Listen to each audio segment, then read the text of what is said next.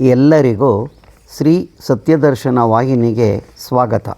ಪ್ರಿಯ ವೀಕ್ಷಕರೇ, ಇಂದು ನಿಮ್ಮನ್ನು ತುಮಕೂರು ಜಿಲ್ಲೆ ಗುಬ್ಬಿ ತಾಲ್ಲೂಕು ನಿಟ್ಟೂರು ಹೋಬಳಿ ಕೇಂದ್ರದಲ್ಲಿರುವ ದೊಣೆ ಗಂಗಾ ಕ್ಷೇತ್ರಕ್ಕೆ ಕರೆದುಕೊಂಡು ಹೋಗುತ್ತಿದ್ದೇನೆ. ಈ ಕ್ಷೇತ್ರವು ಪ್ರಕೃತಿಯ ಮಡಿಲಲ್ಲಿ, ಬೆಟ್ಟ ಗುಡ್ಡಗಳ ತಪ್ಪಲಿನಲ್ಲಿ, ಕಣಿವೆಯಲ್ಲಿ ಇಲ್ಲಿಗೆ ಕಾಲಿಟ್ಟವರ ಕಣ್ಮನಗಳನ್ನು ತಣಿಸುತ್ತಾ ತಮ್ಮ ಎಲ್ಲ ಚಿಂತೆಗಳನ್ನು ಬಿಟ್ಟು ಮೈ ಮರೆಯುವಂತೆ ಮಾಡುವ ಈ ಪ್ರಕೃತಿಯ ಸೌಂದರ್ಯವನ್ನು ಆಹ್ಲಾದಿಸುತ್ತಾ ತಮ್ಮ ಜೀವನದ ಸವಿ ನೆನಪುಗಳನ್ನು ಮೆಲುಕು ಹಾಕುತ್ತಾ ಕೈ ನೆನಪುಗಳನ್ನು ತೊರೆಯುತ್ತಾ ಪೂಜೆ ಕರ್ಮಾದಿಗಳನ್ನು ಮಾಡುತ್ತಾ ಒಂದು ದಿನ ಆನಂದವಾಗಿ ಇಲ್ಲಿಗೆ ಬಂದು ಪೂಜಿಸಿ ಹೋಗಬಹುದಲ್ಲವೇ? ಈಗ ಈ ಕ್ಷೇತ್ರದ ಬಗ್ಗೆ ಒಂದಿಷ್ಟು ತಿಳಿಯೋಣ ಬನ್ನಿ. ಸೊನ್ನಲಿಗೆಯ ಸಿದ್ದರಾಮೇಶ್ವರರು ಶಿವನ ಅಂಶಾವತಾರವೆಂದು, ಇವರು ಶ್ರೀಶೈಲ ಮಲ್ಲಿಕಾರ್ಜುನನ ಅಣತಿಯಂತೆ ಕಲ್ಯಾಣಕ್ಕೆ ಬರುತ್ತಾರೆ. ಕಲ್ಯಾಣಕ್ಕೆ ಬಂದು ಚನ್ನಬಸವಣ್ಣನವರಿಂದ ಲಿಂಗ ದೀಕ್ಷೆಯನ್ನು ಪಡೆಯುತ್ತಾರೆ. ಲಿಂಗವಂತರಾಗುತ್ತಾರೆ. ನಂತರ ಸೊನ್ನಲಿಗೆಗೆ ಹೋಗಿ ಶ್ರೀಶೈಲ ಮಲ್ಲಿಕಾರ್ಜುನ ಲಿಂಗವನ್ನು ಸ್ಥಾಪಿಸಿ ದೇವಾಲಯ ಹಾಗೂ ನಿರ್ಮಲವಾದ ಕೆರೆಯಂತಿರುವ ಕೊಳವನ್ನು ನಿರ್ಮಿಸುತ್ತಾರೆ. ನಂತರ ಕಲ್ಯಾಣದ ಅನುಭವ ಮಂಟಪಕ್ಕೆ ಬರುತ್ತಾರೆ. ಅಲ್ಲಿ ಶರಣರೊಡನೆ ಕೆಲಕಾಲ ಇರುತ್ತಾರೆ. ಬಿಜ್ಜಳನ ಹತ್ಯೆಯಾಗುತ್ತದೆ. ಬಸವಣ್ಣನವರು ಕೂಡಲ ಸಂಗಮದ ಕಡೆ ಹೋಗುತ್ತಾರೆ. ಆಗ ಪರಶಿವನ ಅವತಾರರಾದ ಸಿದ್ದರಾಮರು ಕರ್ನಾಟಕದತ್ತ ಬರುತ್ತಾರೆ. ಇಲ್ಲಿ ಗುರು ಮಾರ್ಗದರ್ಶನಕ್ಕಾಗಿ ಕಾಯುತ್ತಿದ್ದ ನೊಣಂಬ ರಾಜರು ಇವರನ್ನು ತಮ್ಮ ರಾಜಗುರುಗಳಾಗಿ ಸ್ವೀಕರಿಸುತ್ತಾರೆ. ರಾಜಗುರುಗಳಾದ ಸಿದ್ದರಾಮರು ನಿಂತ ನೀರಾಗಬಾರದೆಂದು ನೊಣಂಬ ರಾಜ್ಯದ ಮೂಲೆ ಮೂಲೆಗೂ ಸಂಚರಿಸುತ್ತಾ ಜನರ ಕಷ್ಟಗಳನ್ನು ಪರಿಹರಿಸುತ್ತಾ ಕೆರೆ, ಕಟ್ಟೆ, ಬಾವಿಗಳನ್ನು, ಶಾಲೆ, ಧರ್ಮಶಾಲೆಗಳನ್ನು ಕಟ್ಟಿಸುತ್ತಾ ಪರರಾಜ್ಯಗಳಿಗೂ ಭೇಟಿ ನೀಡುತ್ತಾರೆ. ಹೀಗೆ ಇವರು ಸಂಚಾರ ಮಾಡಿದ ಜಾಗಗಳಲ್ಲಿ ಸಿದ್ದರಾಮರ ಗದ್ದಿಗೆಗಳಿವೆ. ಹೀಗೆ ಸಿದ್ದರಾಮರು ಸಂಚರಿಸಿದ 77 ಗದ್ದಿಗೆಗಳು, ಪ್ರತಿಯೊಂದು ಗದ್ದಿಗೆಯು ಇಂದಿಗೂ ಪವಾಡಗಳನ್ನು ಸೃಷ್ಟಿಸುತ್ತಿವೆ. ಇದರಲ್ಲಿ 76ನೆಯ ಗದ್ದಿಗೆಯ ಕಥೆಯು ವಿಶೇಷ ಗದ್ದಿಗೆಯ ಕಥೆಯಾಗಿದೆ. ನೊಣಂಬ ರಾಜ ಗುರುಗಳಾಗಿದ್ದ ಸಿದ್ದರಾಮೇಶ್ವರರು ನೊಣಂಬ ರಾಜರುಗಳ ಒಳ ಜಗಳ, ರಾಜಕೀಯ ದೊಂಬರಾಟಕ್ಕೆ ಬೇಸತ್ತು ಮನನೊಂದು ಇನ್ನು ರಾಜಗುರುಗಳಾಗಿ ಇರುವುದು ಲೇಸಲ್ಲವೆಂದು ಬಯಸಿ ಮನಗಂಡ ಗುರುವರಿಯರು ತುಮಕೂರಿನ ಪಶ್ಚಿಮ ದಿಕ್ಕಿನ ಕಡೆ ಪಯಣಿಸುತ್ತಾರೆ.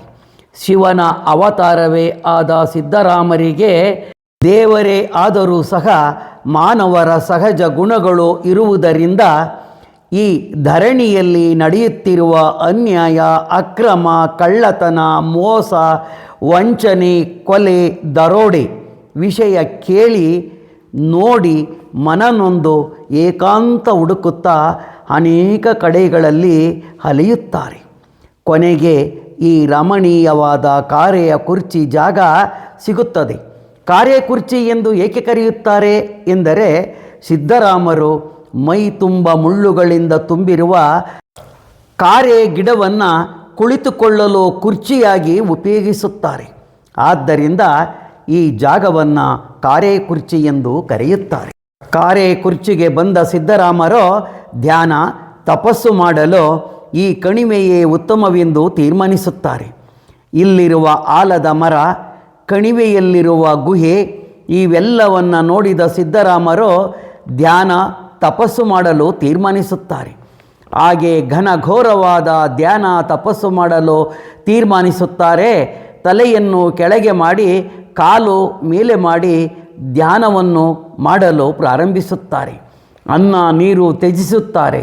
ಕೆಲವು ವರ್ಷಗಳು ಘೋರ ತಪಸ್ಸು ಮಾಡುತ್ತಾರೆ. ಇವರ ತಪಸ್ಸಿನ ಜ್ವಾಲೆ ಧಗಧಗಿಸುತ್ತದೆ.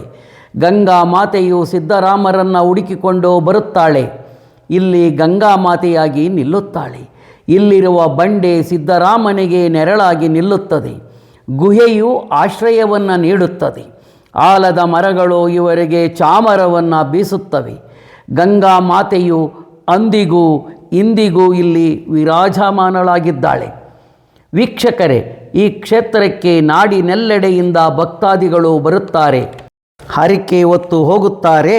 ಹರಕೆ ಫಲಿಸಿದ ಮೇಲೆ ಈ ಕ್ಷೇತ್ರಕ್ಕೆ ಮತ್ತೆ ಬಂದು ಗಂಗಾಮಾತೆಗೆ ಬಾಗಿಣವನ್ನು ಅರ್ಪಿಸಿ ಹರಕೆಯನ್ನು ತೀರಿಸುತ್ತಿದ್ದಾರೆ. ಇಲ್ಲಿ ಬಿಳಿ ಎಕ್ಕದ ಗಿಡವೊಂದು ಇದ್ದು ಇದಕ್ಕೆ ಮದುವೆಯಾಗದವರು ತಾಳಿ ಕಟ್ಟಿದ್ದೇ ಆದರೆ ಒಂದೇ ವರ್ಷದಲ್ಲಿ ಮದುವೆಯಾಗುತ್ತದೆ ಎಂದು ಹೇಳುತ್ತಾರೆ. ಈ ಕ್ಷೇತ್ರಕ್ಕೆ ಹರಕೆ ತೀರಿಸಲು ದೂರ ದೂರುಗಳಿಂದ ಬರುವ ಭಕ್ತರ ಅನುಭವ ತಿಳಿಯೋಣ ಬನ್ನಿ. ನಮ್ಮದು ಕರಿಕೆರೆ. ನಾವು ಸುಮಾರು ವರ್ಷಗಳಿಂದ ಬತ್ತಲೇ ಇದ್ದೀವಿ ಇಲ್ಲಿಗೆ. ಸುಮಾರು ಅಂದರೆ ನಾವು ಹುಟ್ಟಿಗಳಿಂದಲೂ ಇಲ್ಲೇ ನಡ್ಕೊತಾ ಇರೋದು. ನಮ್ಗೆ 8 ವರ್ಷದಿಂದ ಮಕ್ಕಳಿರಲಿಲ್ಲ. ನಾವು ಹರಕೆ ಮಾಡ್ಕೊಂಡ್ಮೇಲೆ ಈಗ ಹೆಣ್ಮಗು ಆಗಿದೆ, ಅದಕ್ಕೋಸ್ಕರ ನಾವು ಬರ್ತಾಯಿದ್ದೀವಿ. ಏನು ಮಕ್ಕಳು ಪಾಲಿಲ್ಲ ಅಂದರೆ ಮಕ್ಕಳು, ಇನ್ನು ಆರೋಗ್ಯದ ಬಗ್ಗೆ ನಮಗೇನು ತೊಂದರೆ ಆದರೆ ಎಲ್ಲ ಬರ್ತಾಯಿರ್ತೀವಿ. ಮೂಲಾಧಾರಿ ದೇವರು ನಮ್ಮದು. ನಮ್ಮ ಪಾಪು ಭಾರ ತುಂಬ ಆಟ ಮಾಡೋದು. ಇಲ್ಲಿಗೆ ಪೂಜೆ ಹರಕೆ ಮಾಡ್ಕೊಂಡ್ಮೇಲೆ ಎಲ್ಲ ಆಟ ಮಾಡೋದೆಲ್ಲ ಕಮ್ಮಿ ಮಾಡಿಡು. ಆರೋಗ್ಯವೂ ಚೆನ್ನಾಯ್ತು, ಎಲ್ಲದು ಚೆನ್ನಾಗಿರೋದ್ರಿಂದ ಮಾಡ್ಕೊಂಡು ಹೋಗ್ಬೇಕು ಅಂತ ಬಂದಿದ್ದೀವಿ. ಇಲ್ಲಿ ಗಂಗಮ್ಮ ಮಾಡೋಕ್ಕೆ ಬಂದಿದ್ದೀವಿ. ಇಲ್ಲಿ ನಾವು ವರ್ಷಕ್ಕೊಂದ್ಸರಿ ಬರ್ತಾ ಇರ್ತೀವಿ. ಇಲ್ಲಿ ಬಂದ ಮೇಲೆ ನಮಗೆ ಎಷ್ಟೋ ಅನುಕೂಲ ಆಗೈತೆ. ಇವತ್ತು ಇನ್ನೇನು ನಮಗೆ ಯಾವುದು ಕಾಯಿಲೆ ಕಸಾಲು ಈ ಮಗಿಗೆ ಮಂಡ್ಯ ಕೊಡೋಕ್ಕೆ ನಾವು ಇಲ್ಲಿ ವರ್ಷಕ್ಕೊಂದ್ಸರಿ ನಡ್ಕೊತಾ ಇದ್ದೀವಿ.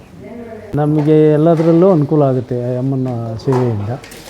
ಅದರಿಂದ ನಮಗೆ ಬರ್ತಾ ಇರ್ತೀವಿ. ನಾವು ಮಕ್ಕಳಿಲ್ಲ ಅಂದವರು ಬೇಡ್ಕೊಂಡ್ರೆ, ತಾಯಿನೇ ಬೇಡ್ಕೊಂಡ್ರೆ ಮಕ್ಕಳಾಗುತ್ತೆ. ಮಕ್ಳಿಗೆ ಏನಾದರೂ ಹುಷಾರಿಲ್ಲ ಅಂದರೆ ಹರಕೆ ಮಾಡ್ಕೊಂಡ್ರೆ ಹುಷಾರಾಗುತ್ತೆ. ಇಲ್ಲಿಗೆ ಈ ವಿಡಿಯೋವನ್ನು ಮುಗಿಸುತ್ತಿದ್ದೇನೆ. ಎಲ್ಲರಿಗೂ ಧನ್ಯವಾದಗಳು. ನೀವಿನ್ನು ನಮ್ಮ ವಾಹಿನಿಗೆ ಚಂದಾದಾರರಾಗಿಲ್ಲದಿದ್ದರೆ ಚಂದಾದಾರರಾಗಿ. ಧನ್ಯವಾದಗಳು.